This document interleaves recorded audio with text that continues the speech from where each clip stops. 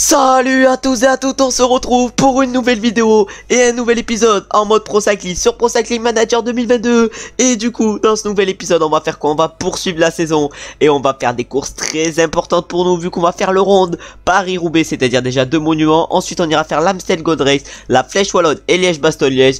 Et si la vidéo est trop courte, on fera sûrement les 4 premières étapes du Giro, où on essaiera évidemment de bien performer. En tout cas, on va commencer directement avec le Ronde, qui est un de nos objectifs principaux de la saison. Ensuite on aura Paris-Roubaix qui est également un de nos objectifs principaux de la saison. On est en pic de forme justement pour ces deux courses, va falloir ainsi en profiter et on va se retrouver sur le Ronde directement au départ pour voir quelle est notre note et pour voir quel objectif nous fixe le directeur sportif. On est au départ du Ronde et on est plus 5 sur ce Ronde, c'est insane, va falloir en profiter de ce plus 5, on a bien plus 5 la saison dernière, là on a encore une fois un plus 5 sur cette année. La saison dernière je crois qu'on avait fait un résultat plutôt correct avec une 3ème place, là va falloir gagner, c'est peut-être notre unique chance pour cela et on va se retrouver dès que la course commence à envoyer et dès que les secteurs pavés, les monts pavés commencent à arriver. Les monts pavés commencent à s'enchaîner à 115 km de l'arrivée, nous on est encore dans le peloton, on est 136 encore dans ce peloton, mais là ça va totalement exploser. 115 km où il va y avoir des sacrés monts pavés et nous va falloir qu'on sorte notre épingle du jeu pour gagner la course. On n'a qu'un objectif sur ce Ronde, ça va être de remporter notre premier monument et sur Paris-Roubaix il faudra essayer de faire la même chose. On arrive dans les 100 derniers kilomètres de ce Ronde, pour l'instant on n'est pas trop mal, on a Van Aert qui semble extrêmement bien, il est pas trop en forme. Ensuite on a Pogacar qui avec son plus 100 pas mal également, nous on est pas mal également, va falloir du coup en profiter.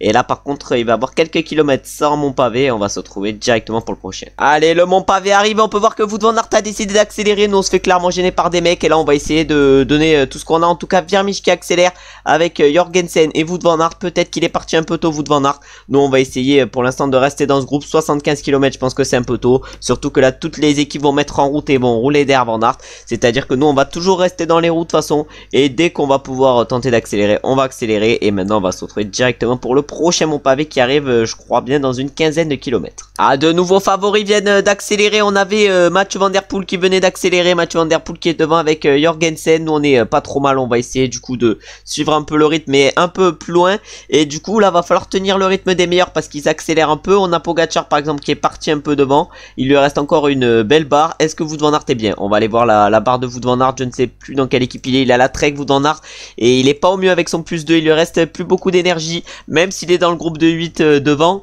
Va falloir qu'il en garde un pour le final, c'est à dire que là je pense que Wout van Aert est en train de gaspiller toutes ses cartouches pour cette course et ça accélère encore une fois notre droite. À notre droite ça accélère bien et avec notamment Mathieu Van Der Poel, nous on va faire la course à notre rythme et l'objectif évidemment ça va être d'aller chercher la victoire. Mais là pour l'instant ça accélère, ça attaque puis ça ralentit, je comprends pas trop ce qui se passe et nous va falloir qu'on gère et qu'on accélère dans un mont pavé. Justement je parlais de mont pavé, on va y arriver dans un mont pavé et nous là va falloir qu'on tente d'accélérer, surtout que devant on a Mathieu Van Der Poel et Stéphane Bisseguer qui accélère. Ah, nous on est bien, nous on est très bien dans ce mont pavé. Va falloir qu'on aille les chercher les VDP et tout. Est-ce qu'on va pouvoir aller chercher le groupe devant? Je ne sais pas. En tout cas on est en train de mettre pas mal d'énergie dans ce qu'on est en train de faire. En tout cas là on est en tête devant. Est-ce qu'on va faire péter des coureurs? Je ne sais pas. En tout cas on a Mats Pedersen dans la roue. Ah non, c'est un autre Pedersen qui est dans notre roue, il est complètement arraché, il devait être dans l'échappée matinale mais là on est en train de faire tout péter avec notre coureur.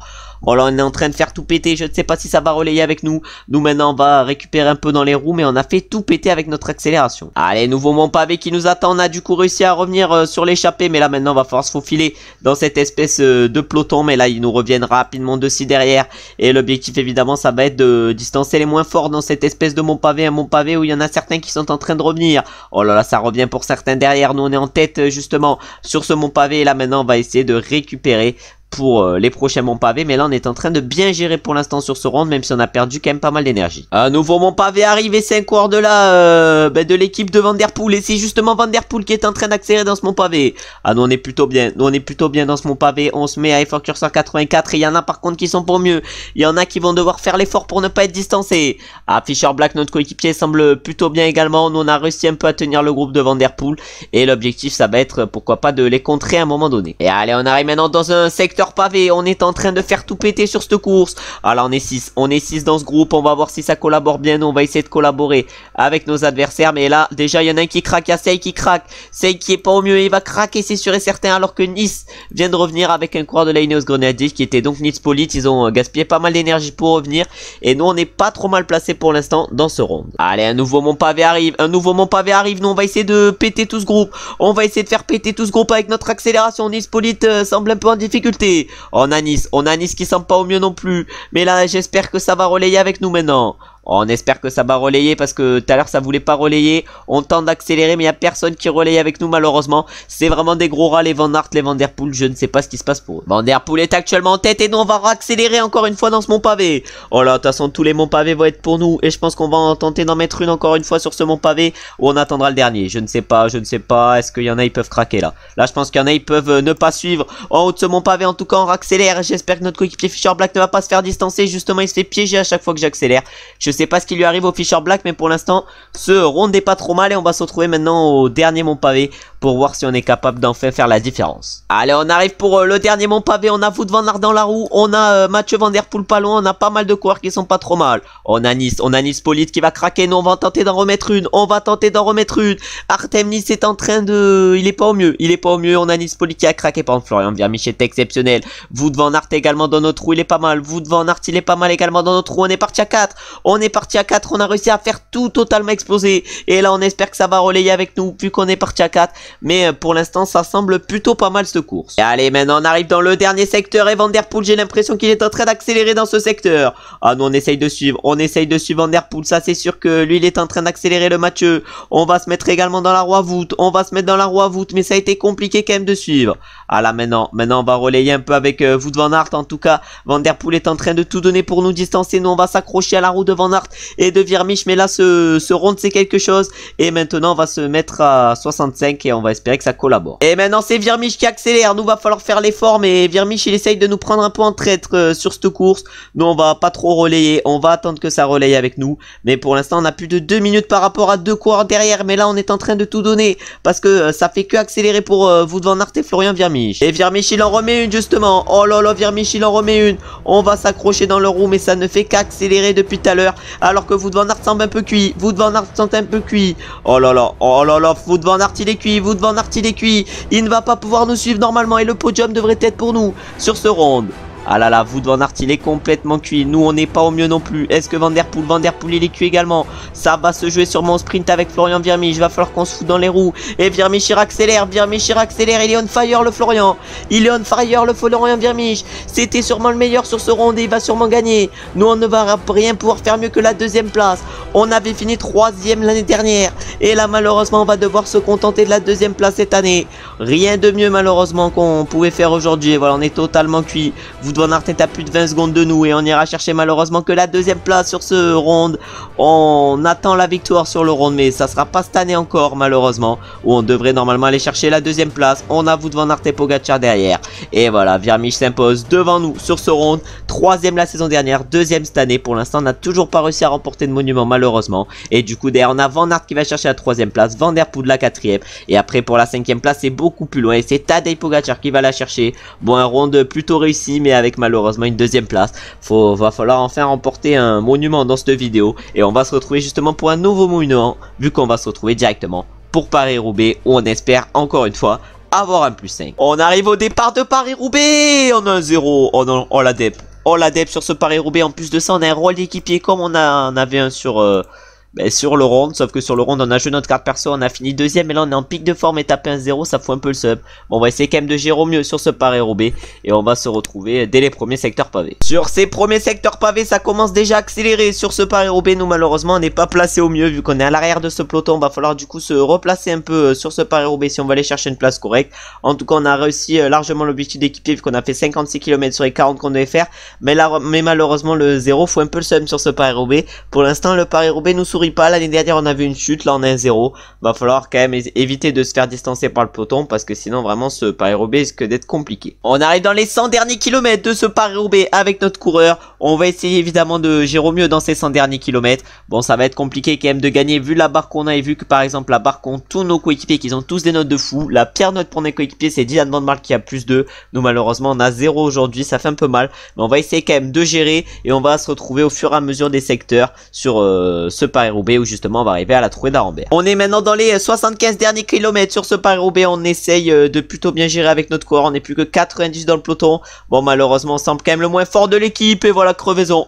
Crevaison dans ce secteur pavé, vraiment il n'y a plus rien qui va sur ce Paris-Roubaix. Vraiment le Paris-Roubaix c'est notre course la plus où on a le plus de difficultés, alors que c'est une course qui est censée nous convenir. Mais là malheureusement la crevaison vient de détruire notre course et je pense qu'on va se retrouver directement à l'arrivée sur ce Paris-Roubaix où vraiment la course nous déçoit vu l'énorme performance qu'on vient de faire sur le rond où on a quand même réussi à aller chercher la deuxième place et où on était pas loin de la victoire. C'est bon, malheureusement on est complètement cuit avec notre coureur, on est en défaillance et pour nous le Paris-Roubaix est clairement terminé. On n'aura aucune chance de victoire aujourd'hui. On espère qu'au moins que le travail d'équipier qu'on aura fait tout au long de ce Paris-Roubaix nous sera bénéfique et qu'un de nos coéquipiers arrivera à transformer l'effort qu'on a fait pour aller chercher la victoire. Pourquoi pas un Stefan Kung qui a encore une très belle barre. En tout cas on va se retrouver sur la ligne d'arrivée et on va voir qui c'est qui s'impose. Les premiers sont en train d'arriver sur ce Paris-Roubaix. C'est Tadej Pogačar qui va remporter Paris-Roubaix avec son plus 3 aujourd'hui. Il va remporter Paris-Roubaix. C'est une énorme surprise et il va aller s'imposer devant Mathieu Van Der Poel. Même pas devant notre coéquipier Stefan Kung. Il va s'imposer et Van Der Poel va aller chercher la 3ème place. Mohoric la 4ème et O'Brien la 5ème.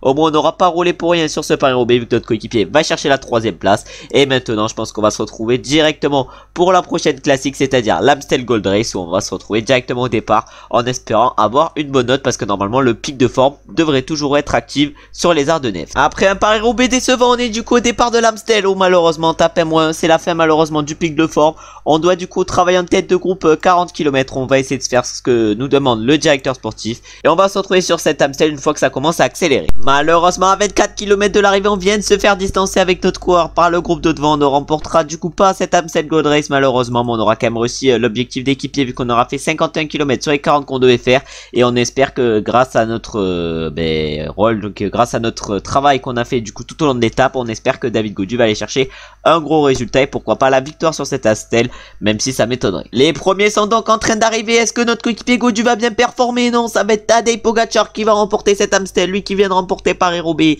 Il fait maintenant le doublé avec l'Amstel et il s'impose devant Tadej Pogačar et Miss Vlot. Ensuite on a Eddy de Mark qui va aller finir 4ème et Per Strand va aller chercher la 5ème place, lui qui est dans notre équipe avec la Saint-Michel. Là il a des meilleurs stats quand même et notre coéquipier du coup David Gaudu va chercher la 8ème place, c'est pas trop mal et nous on va se retrouver du coup maintenant pour la Flèche Wallonne. Une Amstel malheureusement on a eu moins 1, on espère que sur la Flèche Wallonne sera mieux et qu'on aura une note positive. Allez, on arrive au départ de la Flèche Wallonne, une nouvelle classique ardennaise et cette fois-ci par contre va falloir espérer avoir une meilleure note et -2. Non mais la dernière fois on a -1, maintenant -2. Encore une fois du coup un rôle d'équipier, mais là les notes s'enchaînent et sont toujours pas bonnes. On espère qu'au moins sur le début de Giro elles seront bonnes parce que je pense qu'on va faire le début de Giro dans cette vidéo et je pense qu'on va se trouver sur cette Flèche Wallonne directement dans le final au pied de la montée avant le mur de 8. Malheureusement à 14 km de l'arrivée on vient de se faire distancer avec notre coureur, c'est à dire que là pour nous la Flèche Wallonne est finie. On n'a plus rien à jouer aujourd'hui, on a fait 30 km sur les 30 qu'on devait faire.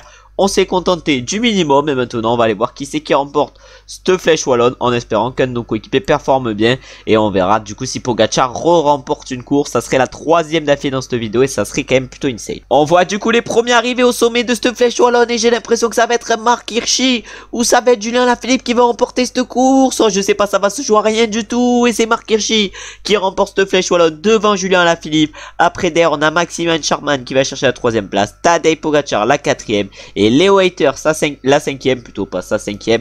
En tout cas belle course sur cette Flèche Wallonne. Nous malheureusement on n'aura toujours pas réussi à être acteur, le -2 nous a fait mal et maintenant on va se retrouver pour le 3ème et dernier monument de la vidéo, c'est-à-dire Liège-Bastogne-Liège. On est au départ de Liège-Bastogne-Liège et c'est sur ce monument où on a la meilleure note vu qu'on a un beau +2. Malheureusement encore une fois l'objectif est plutôt le rôle d'équipier sur cette course. On va du coup faire ce que nous demande le directeur sportif, mais on va aussi jouer notre carte perso aujourd'hui et on va se retrouver je sais pas quand. En tout cas, on va tout donner aujourd'hui et on va essayer de faire le meilleur résultat possible. On arrive au pied de la côte de la Redoute avec notre coureur. On n'est pas trop mal, on est dans un peloton de 58 coureurs. Nous on a réalisé ce que nous a demandé le directeur sportif, vu qu'on a fait 38 km sur les 35 qu'on devait faire. Et là va falloir accélérer. On a nos coéquipiers David Gaudu et Madouas qui sont très bien. Et ça accélère pour Pogacar et Van Der Poel. Ça accélère pour Tadej Pogacar et Mathieu Van Der Poel. Nous on va essayer d'aller les accrocher. Oh là là, Van Der Poel qui semble quand même extrêmement costaud aujourd'hui. Nous on est en train de tout donner évidemment. Et l'objectif ça va être de faire le meilleur résultat possible. Ah là là, il reste encore combien? 30 km et là il semble très très fort. On est parti à 21. On est parti à 21. C'est-à-dire que le peloton s'est à peu près coupé en deux. Ah, il y en a un qui est en difficulté d'air, c'est Van Esvelt. On a Vlasov, on a notre coéquipier Gaudu, Madouas qui était très en forme. N'a pas réussi à suivre ce groupe. Oh là là, mais là on est en train d'essayer de suivre. Mais là va falloir rester à un gros tempo si on veut suivre. Parce que là ça semble pas mal pour les Pogacar et tout. Mais nous pour l'instant on gère pas trop mal. Et il y en a un qui a contré, c'est Remco Evenepoel. Remco Evenepoel qui vient de contrer. Il semble extrêmement fort et la chute. Oh, il a chuté juste devant nous. Remco, oh il a chuté juste devant nous.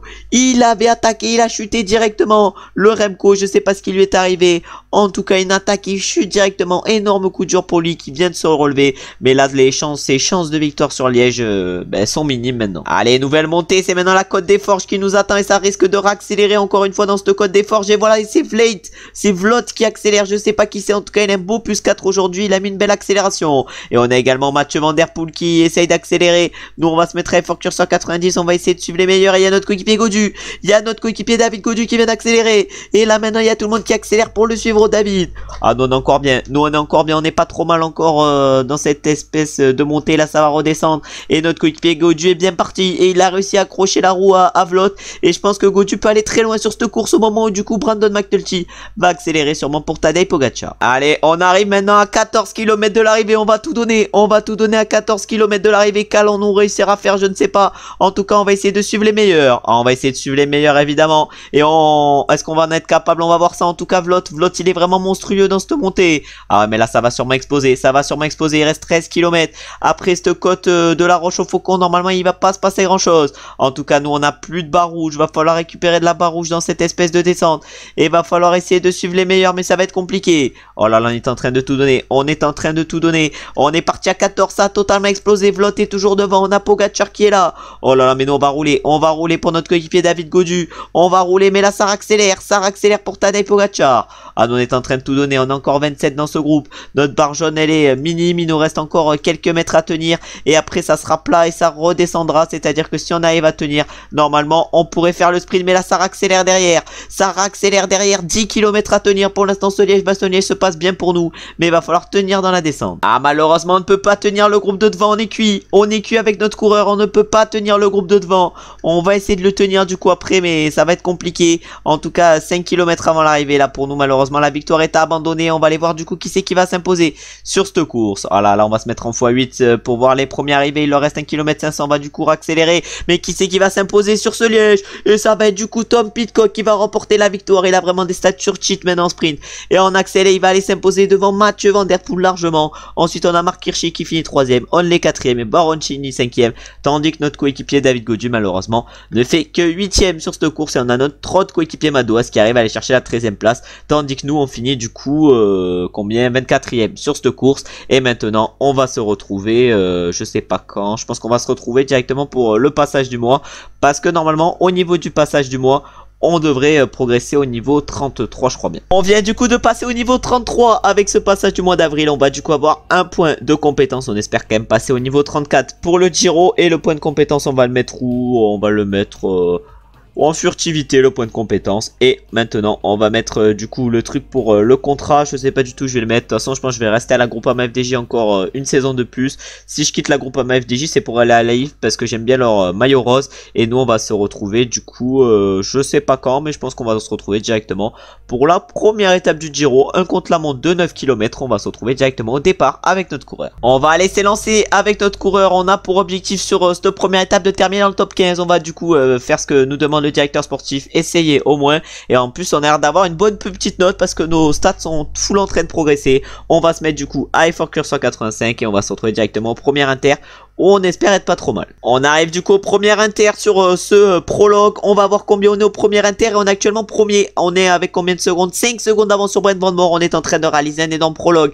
Jono 79 prologue. Pour l'instant on est plutôt bien. Et il nous reste encore 2 km 500. Va falloir tout donner si on veut aller chercher un gros résultat. Allez, plus qu'un kilomètre, plus qu'un kilomètre. On s'est vraiment lâché pendant 5 secondes. Mais là va falloir tout donner dans ce final. Va falloir tout donner. Ah, j'ai pas géré au mieux malheureusement ce chrono. On arrive avec 9 secondes d'avance sur Brent Van Moor. Mais je pense que j'aurais pu faire large mieux aujourd'hui. Et on va se retrouver maintenant une fois que tout le monde est arrivé sur cette étape pour voir combien on termine. Et du coup on peut voir le classement de cette première étape et de ce prologue où on a du coup terminé 8ème avec notre coureur. On a fait largement l'objectif du jour qui était le top 15. Et du coup au classement général actuellement c'est Filippo Ganna qui a du coup le maillot rose. Et on va se retrouver du coup je pense maintenant au départ de la deuxième étape de ce Giro. Une deuxième étape qui sera une étape de plaine. De toute façon j'ai dit on faisait les 4 premières étapes du Giro. C'est ce qu'on va faire et on va se retrouver directement au départ justement de la deuxième. On est du coup au départ de la deuxième étape de ce Giro. On peut voir qu'on a un objectif initial sur ce Giro, le top 20 au classement général final. Et on va essayer pourquoi pas de faire un bon résultat déjà sur cette étape. On a un beau plus 4 pour nous aider.